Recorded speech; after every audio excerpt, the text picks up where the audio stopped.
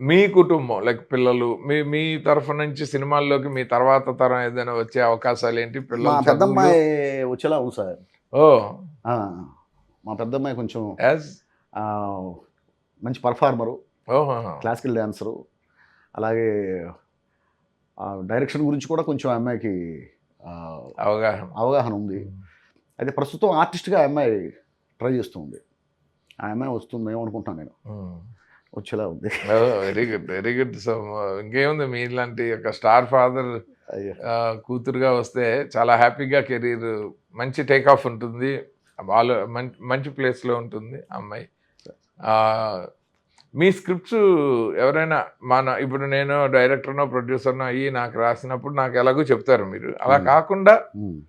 పర్సనల్‌గా ఎవరికైనా బాగా క్లోజెస్ట్ ఫ్రెండ్‌తో షేర్ చేసుకునే అలా ఎవరైనా ఉన్నారా? జనరల్‌గా అంటే ఒక క్రాస్ చెక్ ఏమైనా ఉంటుందా? లేదంటే అంటే నేను మీలో యాక్చువల్‌గా మీరే నా సొంత కథలైతే నేను ఎవరికైనా చెప్తారేమో తప్ప, నేను డైలాగ్స్ రాస్తున్న సినిమాకి సంబంధించిన కథ ఎవరితో నేను షేర్ అసలు చేసుకోను. డైలాగులు కూడా ఇది బా రాశానని చెప్పి అస్సలు పొరపాటు కూడా. స్నేహితులతో షేర్ అస్సలు చేయడం అసలు పొరపాటున కూడా. ఒక్కళ్ళు కూడా అలా లైఫ్‌లో అస్సలు లేదు.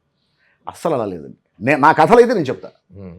నా కథ అయితే నా కథ మా తమ్ముడితో షేర్ చేసుకుంటాను.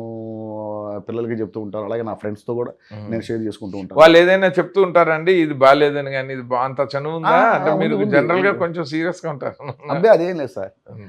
నేను బయట వాళ్ళకి అలా అనిపిస్తుంది గానీ, అదే నా ఫ్రెండ్స్‌కి మీరు వాళ్ళందరికీ తెలుసు అసలే కదా! పెద్ద కళ్ళేమో కొంచెం కొంచెం కొంచెం సీరియస్‌గా ఉన్నా చాలా సీరియస్‌గా డౌట్ అబ్బే! వచ్చేది. ఏముండదు సార్, చాలా క్యాజువల్‌గా ఉంటాను సార్. అది అంటే మాకు తెలుసు. నాకు ఆ! పొట్లూరు సత్యనారాయణ గారికి మాలా కొంచెం క్లోజ్‌గా ఉండాలి. రాజవర్ధన్ రెడ్డి గారికి మాకు తెలుసు. ఇంకా బయట మాత్రం కొంచెం మీరు సీరియస్ టైప్స్ అన్నదే ఉంది. ఎందుకని అలా ప్రొజెక్ట్ అయ్యారు మీరు? ఏమో సార్, అసలు ఎందుకు ఎలా అయిందో కూడా నాకు తెలీదు. నేను ఎక్కడా సీరియస్‌గా ఉండను. ఒకవేళ నా మ్యానుఫ్యాక్చరింగ్ డిఫెక్ట్ ఏమో నాకే అది తెలీదు. ఎఫెక్టే అది. డిఫెక్ట్‌గా చాలా పవర్‌ఫుల్ ఎఫెక్ట్ అది.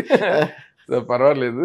అయితే మీరు ఫిల్మ్స్‌లో ఆహ్, ఇలాంటి ఇప్పుడు కొంతమందికి ఆర్టిస్టులకైనా, డైరెక్టర్‌లకైనా నాకు 'అల్లూరి సీతారామరాజు' తీయాలనుంది, నాకు 'మహాభారతం' తీయాలని అలా రచయితగా మీకు ఇది నేను రాస్తే బావుంటుందని ఏదైనా పురాణ ఇతిహాసాలు గాని, చారిత్రక సినిమాలు గాని, ఏదైనా క్యారెక్టర్ బేస్డ్ గాని ఏమన్నా ఉన్నాయండి మీకు? నేను ఇప్పుడు యాంబిషియస్‌గా. అన్ని రకాల జోనర్స్ రాయాలనేది నా యాంబిషన్ సార్. ఓకే. అన్ని రకాల జోనర్స్‌లో నేను రాయాలి. అంటే ప్రస్తుతానికి థ్రిల్లర్, హారర్ అన్నీ అన్ని, థ్రిల్ అన్ని.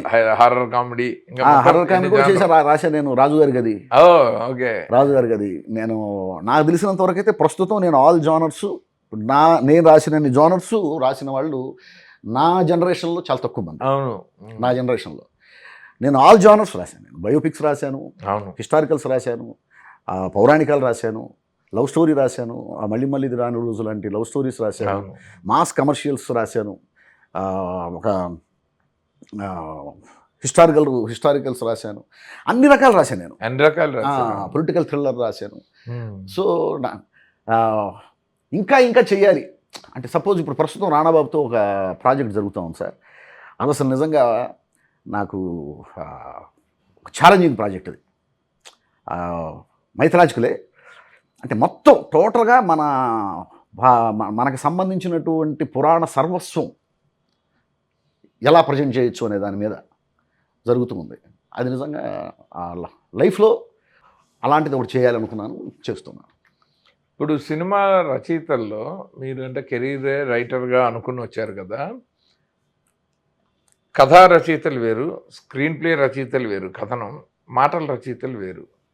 సో, ఫస్ట్ ఎవరైనా వచ్చి ఒక కథ చెప్పి, ఆ కథ ఓకే చేసి ప్రొడ్యూసరు, డైరెక్టరు, హీరో ఆ తర్వాత దానికి మీలాగా ఒక డైలాగులు ఎవరు రాస్తారో వాళ్ళతో అయినా గానీ, లేదా విడిగా అయినా గానీ ఎవరితో అయినా కూర్చొని, ఆ స్టోరీని స్క్రీన్ ప్లే కింద డెవలప్ చేసి, ఒక 60, 70 సీన్‌లేసి, అప్పుడు మీ దగ్గరికొస్తారు. సో, మీకు ఒక సినిమా వచ్చే లోపు, ఆ సినిమా 2 లేయర్లు దాటి రావాలి. ఆ గ్యాప్‌లో అది ఆగిపోవచ్చు.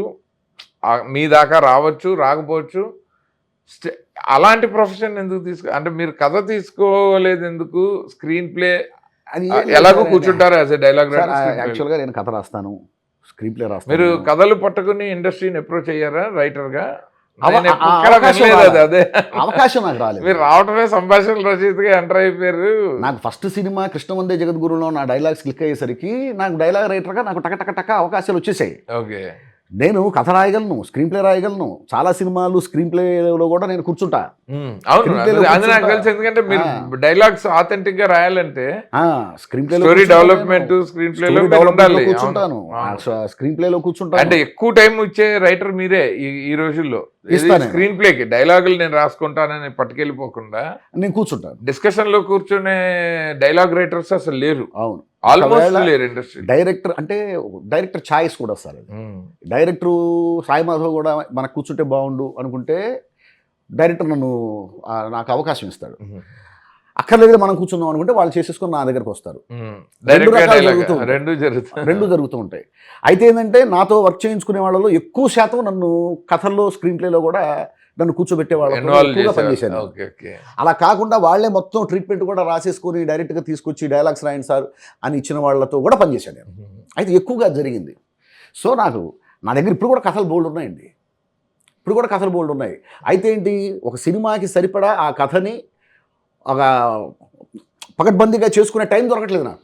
ఓకే. ఇప్పుడు ఎవరికైనా మీకు చెప్పాలంటే సీన్ బై సీన్ తీసుకుని చెప్పాలి కదా. నా దగ్గర ఉన్న పాయింట్ ఏదో జస్ట్ 10 నిమిషాలు పాయింట్ చెప్పేస్తే సరిపోదుగా. అవును. సో కనీసం ఒక అరగంట నేను కథ చేసుకోవాలి కదా. చేసుకోవడానికి టైం దొరికి అదే మీరు ఎంత బిజీగా ఉండాలని కోరుకుంటున్నారులేండి.